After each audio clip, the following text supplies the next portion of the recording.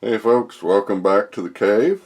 Today's video is going to be about sharpening the serrations on the blade that you see before you.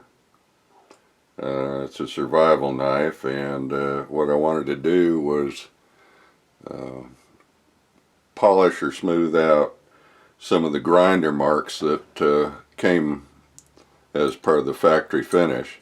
Nothing wrong with it, it's just that I prefer a little smoother finish, and we're going to sharpen it as well. So as many of you know, that the serrations are there for cutting through fibrous things like rope and what have you, and they also are good for a number of other things as well. So I'm going to show you how I sharpen serrations. But first, we're going to use a handy little tool that I found. It's Easy Lap makes these. These are diamond needle files. That's nothing new in the world. You can find diamond needle files, almost everywhere. Like Harbor Freight has them, and you see them online. Those are generally the coarser ones. These are a little bit more refined. These are 600 grit. And the reason I like to use them is they hold their shape, unlike a stone, and they cut in both directions. And at 600 grit, it's fine enough to get it down to where you could polish it with a stone, a finer stone, and get a nice finish out of it. So I've been working on this serration a little bit, and I'll show you some more of what I've been doing there. You can see right in the middle area there, that's the factory grinder marks, and all we're doing is just smoothing those out. We aren't really trying to reshape the scallop cutout there. We're just smoothing it out. Now you can use these wet or dry. Right now I'm using it dry so that you can get a little better shot of what's going on. And of course these come in a variety of shapes. I mean, the usual needle file shapes that you find. This is a half round. And I point out that the serration scallops are only cut on the side that you can see. On the opposite side, it's flat. So we'll be using a flat tool on the other side in a little while. But you can see that the original grinder marks from the factory are fairly pronounced, because I've been rubbing at it, and it's taken a little bit to take them out, so they aren't trivial. And you could leave them. It's no big deal to leave them. You can sharpen them the way they are, but like I said, I prefer to have them smoothed out. Makes them a little easier to clean.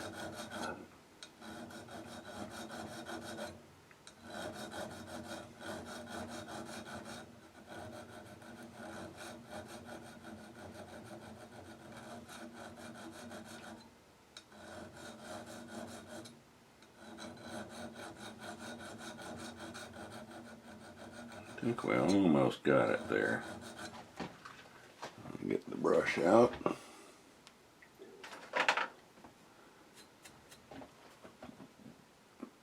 Just a little bit more left.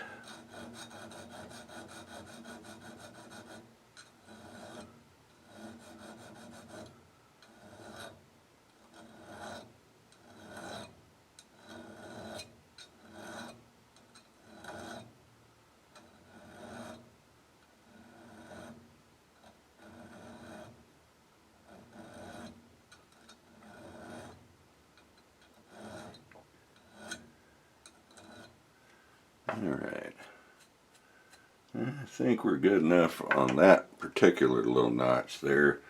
In a little bit I'll bring you back after I've done the rest of these, and then we'll proceed to a little stoning, and I'll show you how that works. So Be back in a little bit. Alright, we're back, and next step is going to be a little stoning, and this is a round ceramic stone. You could use whatever you got that'll fit down in the curve, and this just happens to be something that I had, and it's a very fine stone, so we're going to be polishing out the 600 grit scratches from the diamond needle file, and here we go. I'll just work on that one for right now.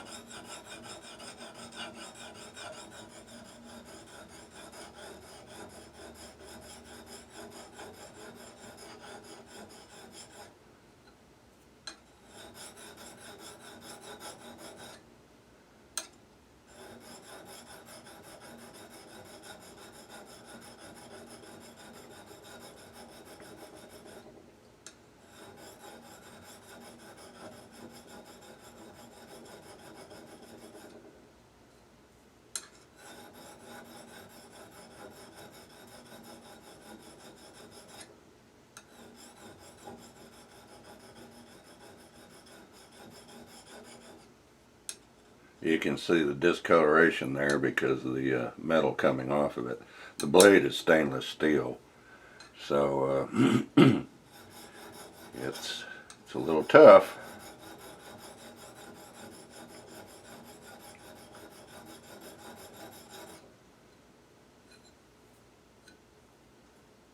Yeah, it's starting to get a little shinier. It does take a while.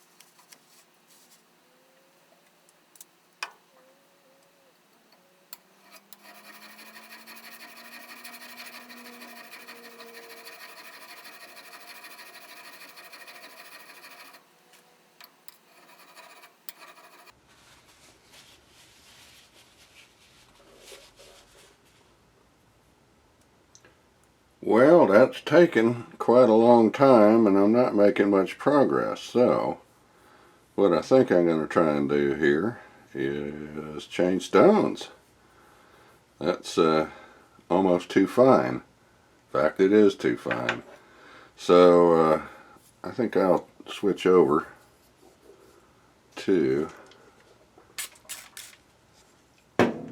this aluminum oxide mold polishing stone, and I already have a curve cut in it, shaped in it, so that it'll fit down in there. Let's see how this does.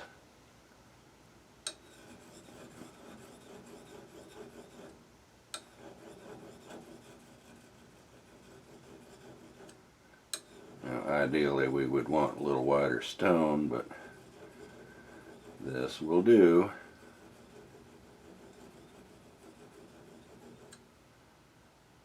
Yeah, that's I think that's doing a little better. I'm going to put a little oil soap on there because this kind of stone tends to like that.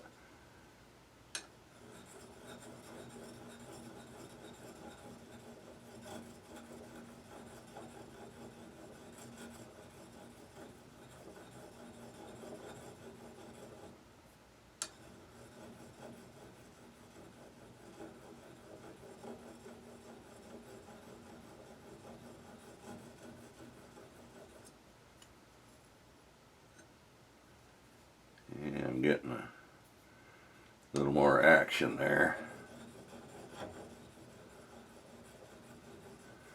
Sometimes that's the way it goes. Just have to experiment with what you have and the materials that you're using them on. Yep.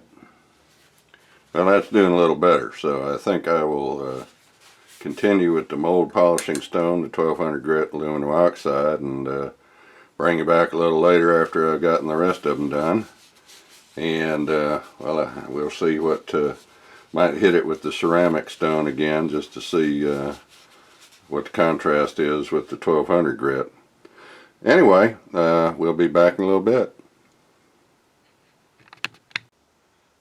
Alrighty, well, finished up with the 1200 grit die polishing stone, and that seemed to cut a little quicker than the ceramic cylinder. So right now what we're going to do is get out a wooden lap that I made in advance. Just cut a curve into it to match the curve of the scallops here, the serrations. And maybe you could see that. When you go the wrong way with a wooden lap, it shaves it. So like the strop that you've seen before in another video, you're always going this way, dragging away from the edge. So unlike the other strop, this one's just made out of wood with no leather on it. And I just loaded up with a little compound. It's triply compound. But again, everybody's got their own preference. You can use whatever's going to work. And I'm going to put an initial polish on this to see if I missed any significant scratches. Now, we are still not quite sharpening yet, because all the work we've done on this side has rolled a wire edge over on the other side, which we're going to knock off with a stone. It's a burr, essentially.